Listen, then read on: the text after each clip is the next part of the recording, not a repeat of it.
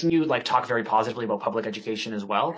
And because you do fall to the left of the political spectrum, How the I'm hell just am I in wondering, a like, private school? that, yeah, and that's the thing. I really, because I try to be open minded to like the like my kid is at a for-profit daycare, for example, and it's still covered under the Canada program, and so like I'm also wrestling with that too, like with the whole like, well, should I not be putting my kid in a not-for-profit, etc. So like what drew you to that private school, and where do you see the value of private schools within our public education system? It's an amazing question. I 100% support public education. When I was graduating in high school in 1994, don't judge.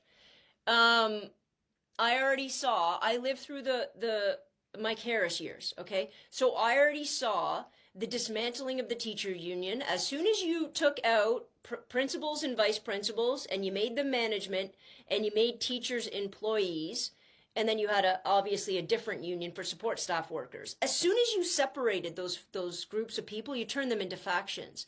It was the worst thing you could have done for the management and the running and the functionality of public schools, number one. Number two, they started taking away money. And as soon as you start taking away money, I don't care who's in government next.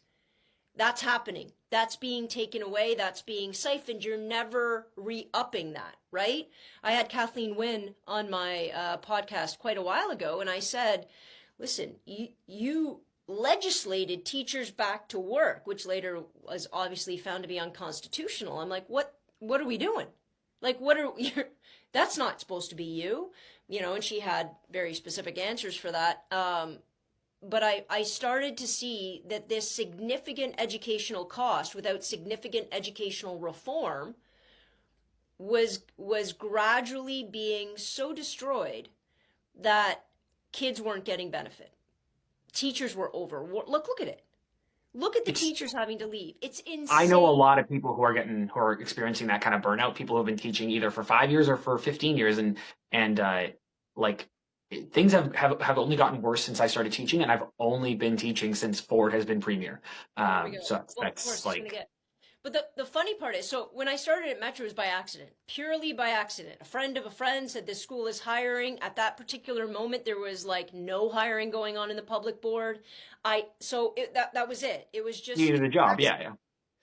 And as I started working there, the environment, which back then it feels crazy to look back at what teaching was like 23 years ago and what that vibe was like, because our school has changed exponentially.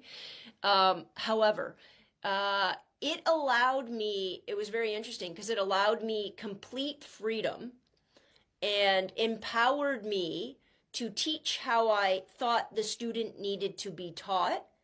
I had nobody sitting over my head telling me what to do. I had to follow curriculum. That was it. I had much smaller class sizes. I had consistent support. If I wanted to take the kids to Tanzania, cool, somebody book us a flight. That was it.